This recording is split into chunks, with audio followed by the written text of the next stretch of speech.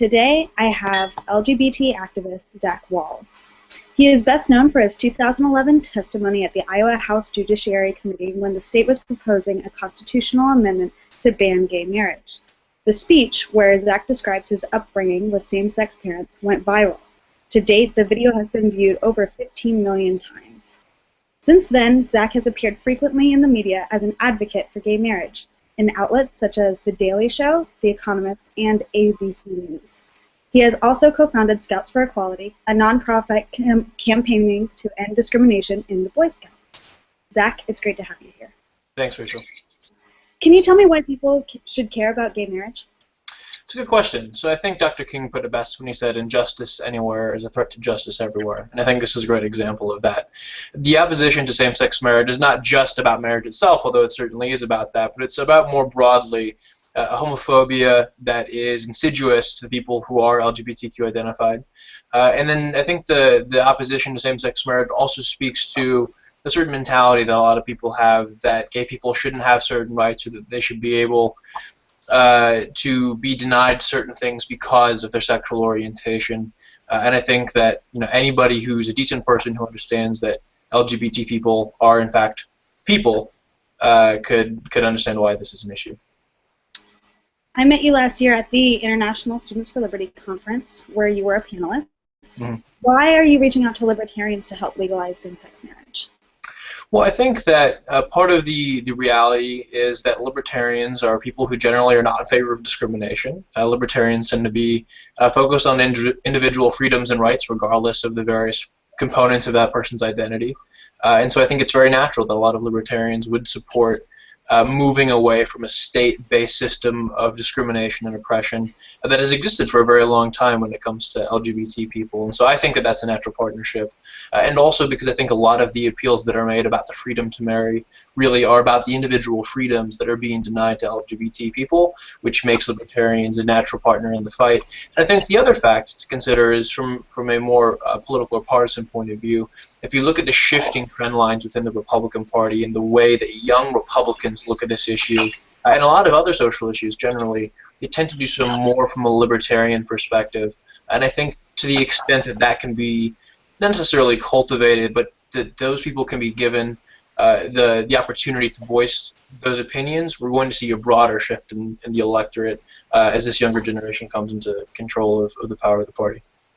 Well, I certainly agree with you there, but there are some libertarians that don't agree with same-sex marriage, or really the government's involvement in marriage entirely. How do you feel about that? Yeah, it's a good question. I think it's frankly important for me to own my own evolution on this point of view. When I was a senior in high school, it was on April 3rd, 2009, it was a Friday, the Supreme Court of Iowa ruled in a 7-0 decision to legalize the recognition of same-sex marriage. And I wrote a column that wound up running in the state newspaper, the Des Moines Register, saying that a lawmaker should stand up and say that the government's getting out of the business of marriage altogether, and that everybody should be applying for civil unions. That's not an opinion that I hold today, and I want to explain my progression on that. First and foremost, I think it's critical that we understand that the onus for any kind of shift in the structural or legal recognition of marriage, we don't put that onus on the LGBT community, first and foremost. If we want to have that conversation, it needs to be separate from this issue. The second thing is that ultimately, when we have conversations about marriage as an institution, we're not just having conversations about marriage, the contract or marriage, the sacrament. We're talking, frankly, more fundamentally about marriage and the recognition of loving relationships between two people. That's really what's at the heart of the conversation. When we were talking about giving women rights to be equal partners of men in marriage, when we were talking about interracial marriage, what we were really talking about more fundamentally was, in both of those instances, and in this case, what it means to be human. So that's really what's at the heart of the matter.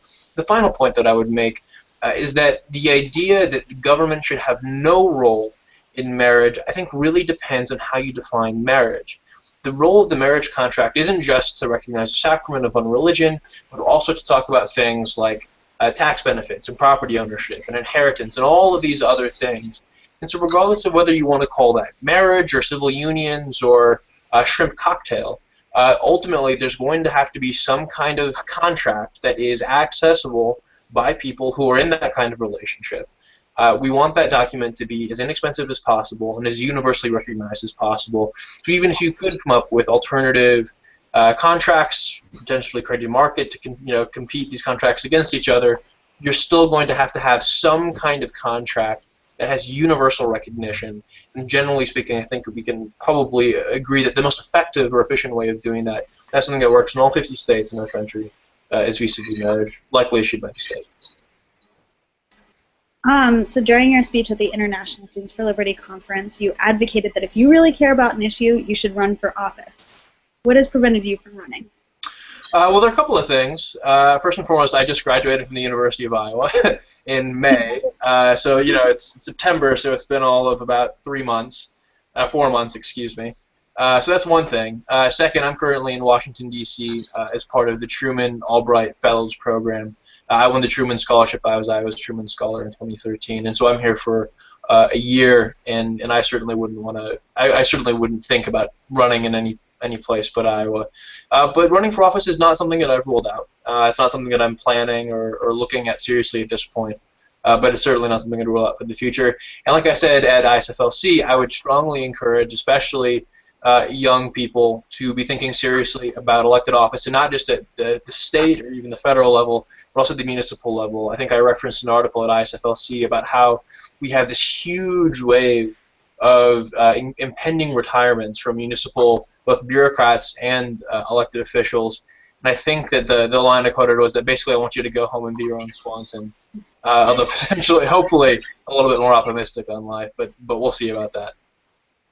So a lot has happened in the past 3 years since you gave your iconic speech, and we've seen a lot of victories on the gay marriage front. Why do you think the tide has turned so drastically, and what's in the future for gay marriage?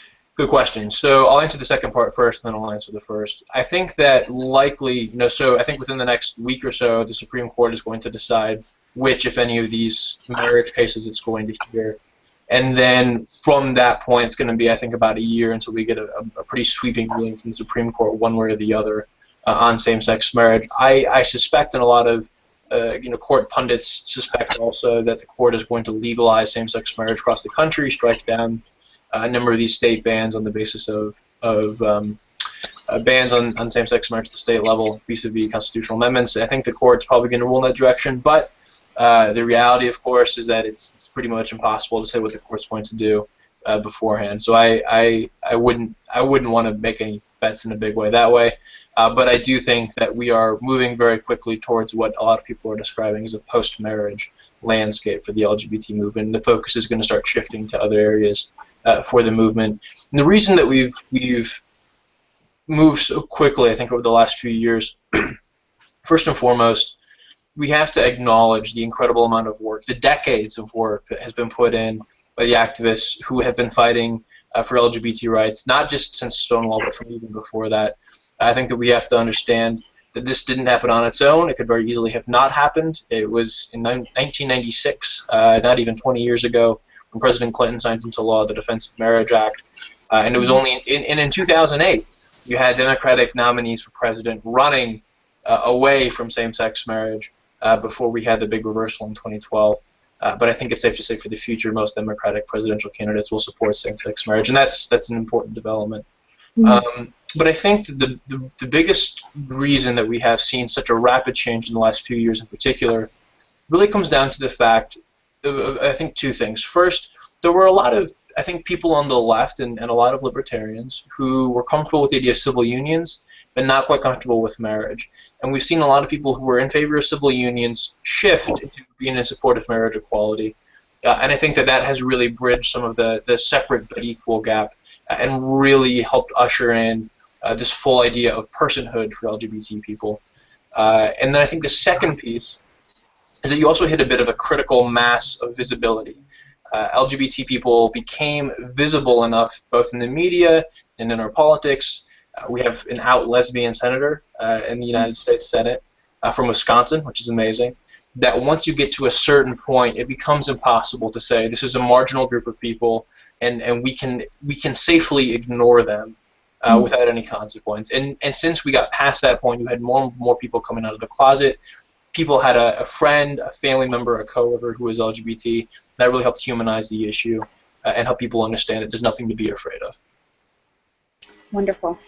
So I'm going to shift a little bit. Can you tell me a little bit more about Scouts for Equality? Why the Boy Scouts? Yeah, absolutely. So I'm a Boy Scout.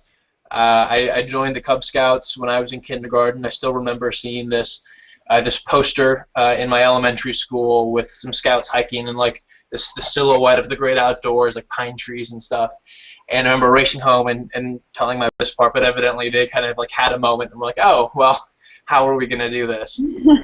Because at that point, the Boy Scouts of America's ban on homosexuals had already been challenged in New Jersey and was currently working its way through the state court in New Jersey.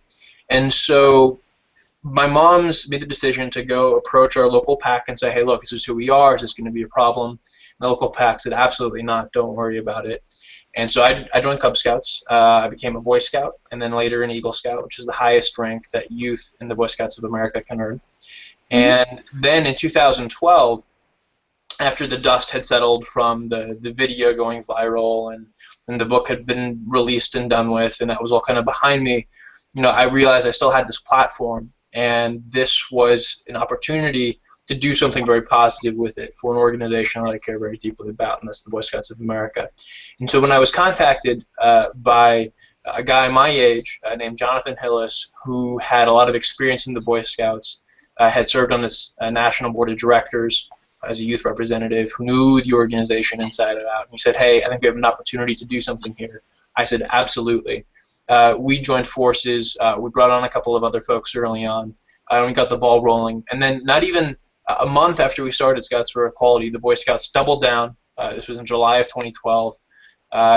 They said that we're not going to change the policy. This is in the best interest of our members. But we decided to keep on going. And not even 6 months later, the Boy Scouts announced it would be put up for a vote.